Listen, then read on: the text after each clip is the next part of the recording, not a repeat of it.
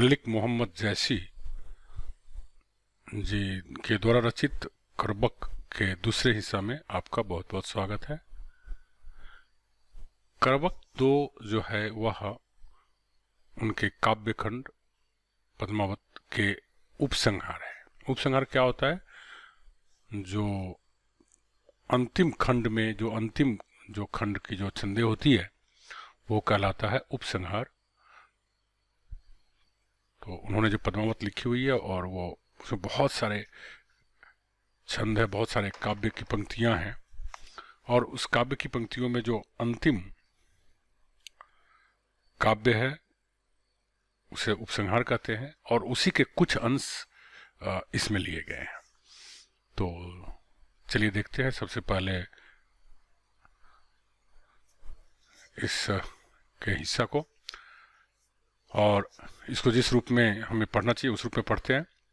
मुहम्मद यहीं कभी जोरी सुनावा, सुना जो प्रेम पीर गा पावा, जेरी लाई रकत कैलई, गाढ़ी प्रीति नैन जल भई, ओ मन जानी कबीत अस किन्हा, मकुया रहे जगत मह चिन्हा, कहाँ सो रतन सेनी अस राजा, कहाँ सुआ असि बुद्धि उपराजा, कहाँ अलाउद्दीन सुल्तानू, कहाँ रघौ जहि किन्ह बखानू, कहाँ स्वरूप पदुमावती रानी, कोई न रहा जग रही कहानी, धनी सो पुरख जस कीरति जासू, फूल मरे पै मरे न बासु, केई न जगत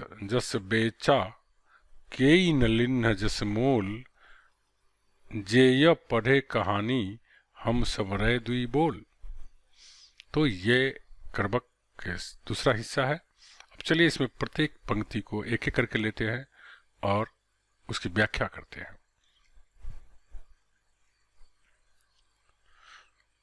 तो प्रथम पंक्ति है, मुहम्मद यहीं कभी जोड़ी सुनावा, सुना जो प्रेम पीर गा पावा। मोहम्मद मलिक जैसी कहते हैं कि उन्होंने अपनी काव्य की जो रचना है, जिन लोगों को भी उन्होंने सुनाया, उन लोगों ने हमारे काव्य के अंदर जो प्रेम की पीड़ा है, जो प्रेम रस का भाव उमड़ पड़ता है, उसको महसूस किया। आशा यह है कि कवि कहना चाहते हैं कि इनकी काव्य इतना अधिक प्रभावशाली है कि इनके काव्य के अंदर जो भावना रखी गई है, वह भावना को इसके जो पाठक है उसको महसूस करते हैं। मुहम्मद यही कवि जोड़ी सुनावा। मोहम्मद ने अपनी अपनी कविता को, अपनी काव्य को जिन लोगों को सुनाया, सुना जो प्रेम पीर गा पावा, जो भी सुना उन्होंने उस प्रेम के जो दर्द है उसको महसूस किया।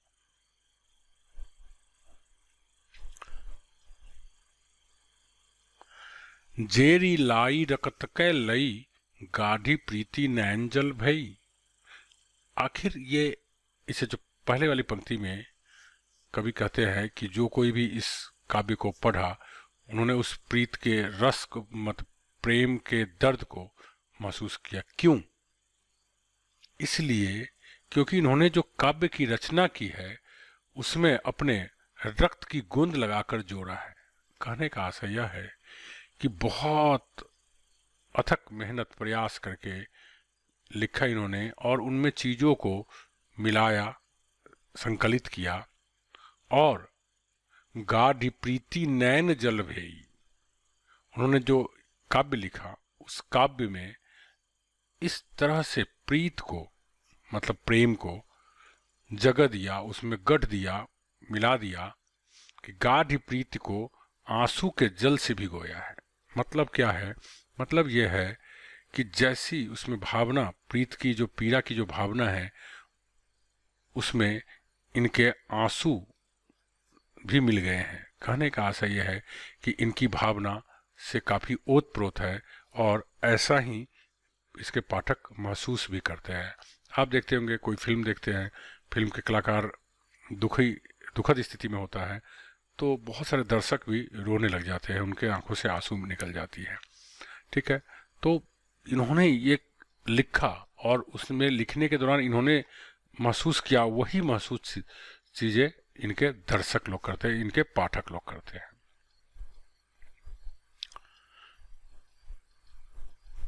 औमन जानी कबीत अस किन्हा, मकु यह रहे जगत मह चिन्हा। आगे कहते हैं कि उन्होंने इस काव्य की रचना यह जानकर किया कि उनके मरने के बाद एक निशानी रह जाए, क्योंकि वो जानते थे कि हर जो भी दुनिया में आया है वो सब तो मरना ही है, ख़त्म होना है। लेकिन इन्होंने ऐसा कुछ कर जाए जिससे कि पूरी दुनिया में इनकी निशानी रह जाए, पूरी दुनिया इनको याद करे। तो इसलिए इन्होंने यह जानबूझ करके इन्होंने इस काव्य की रचना की ताकि इन्हें निशानी के रूप में देखा जाए और निशान चिन्ह रह जाए।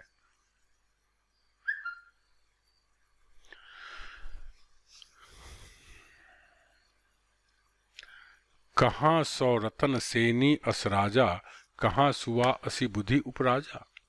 कहते हैं रतन सेन। देखिए, पद्मावती जो पद्मावत पे फिल्म भी बनी हुई है पद्मावती, इसमें क्या है कि पद्मावती जो होती है बहुत सुंदर होती है और रतन सेन जो राजा होते हैं उससे उनकी शादी हुआती है।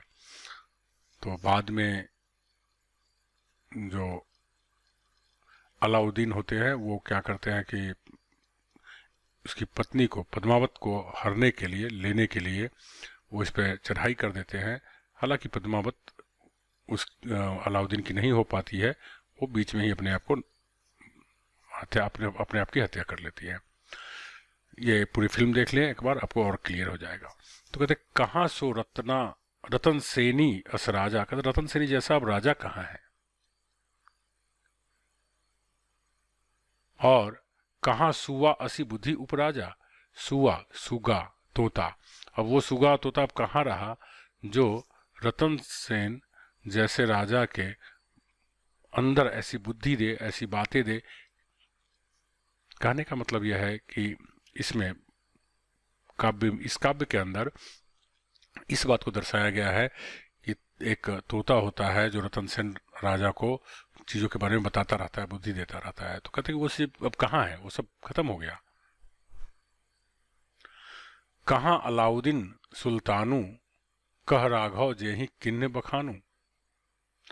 एक्चुअली क्या होता है, अलाउद्दीन एक सुल्तान होता है, एक राजा होता है, और उसके यहाँ राघव चेतन नाम का व्यक्ति होता है जो पद्मावत के सुंदरता की बहुत ज़्यादा गुणगान करता है, जिसकी वजह से वह उस पर आक्रमण भी करता है।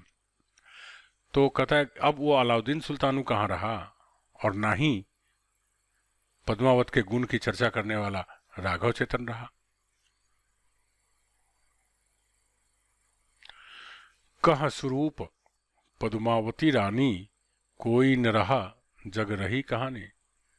कहते हैं कि वह जो बहुत सुंदर पद्मावती थी वो भी नहीं रही।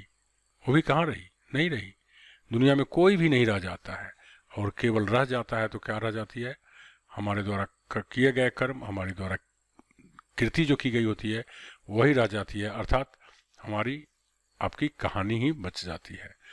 कहने का मतलब यह है, इन्होंने, मलिक मोहम्मद जैसी ने इस काव्य की रचना की, और इस काव्य की रचना से ये दर्शाया इन्होंने, खास करके उपसंहार वाले हिस्सा में ये दर्शाया कि दुनिया में जितनी भी चीज़ें हैं वो नश्वर है, लेकिन अगर कोई एक चीज़ जो नश्वर नहीं है वो क्या है, हमारी कृति।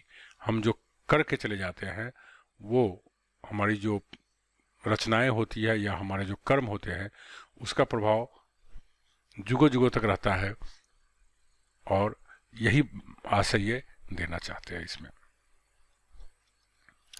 धनी सो पुरुष जस कीरति जासु, फूल मरे पै मरे न वासु। कहते धन्य है वो पुरुष जिनकी कृति और यश फैलती है, जो कृतिवान है, जो यशवान है, क्यों वो पुरुष धन्य है? इसलिए धन्य है कि वो तो मर जाएंगे, चले जाएंगे, लेकिन उनकी कृति और उनकी यश दुनिया में विद्यमान रहेगी, दुनिया में फैली रहेगी। किस तरह से फैली रहेगी? जिस तरह से एक फूल मर जाता है, फूल मुरझा जाता है, सूख जाता है, बावजूद इसके उसकी खुशबू उसमें निहित रहती है, खुशबू जिंदा रहती है। उसी तरह से वो पुरुष धन्य है जो कृतिवान है। क्यों? क्योंकि उनके मर जाने के बाद भी उनकी खुशबू दुनिया में फैलती रहेगी, उनके कृति के रूप में। और लास्ट स्टैंजा में इन्होंने कहा है, केई न जगत जस बेंचा, केई न लिन्ह जस मोल। दुनिया में जो कृति है उसको ना ही किसी ने बेचा है और ना ही किसी ने खरीदा है। मतलब क्या है? जो कृति है उसको आपको कोई ना बेच सकते हैं, ना खरीद सकते हैं। मतलब ये आपका है और आपका हमेशा रहेगा ही। जो यह पढ़े कहानी हम सवरै दुई बोल। अब ये बहुत बढ़िया तरीके से ये समझाने की कोशिश करते कि देखो, जिस तरह से हमने लिख दिया, हमने ये काव्य की रचना कर दी पद्मावत, ठीक है। जब जब जो कोई भी इस कहानी को पढ़ेगा वह निश्चित रूप से प्रशंसा के दो बोल जरूर बोलेगा। तो इस तरह से इनकी बहुत अद्भुत पद्मावत काव्य रचना है, जो आपके एग्जाम्स में इससे प्रश्न पूछे जाएंगे और आई होप कि आप इसको पूरा कर लेंगे। Thank you very much. अगर आपको ये पसंद आए तो निश्चित रूप से लाइक करें और इस तरह के और वीडियोस के लिए सब्सक्राइब करें। धन्यवाद।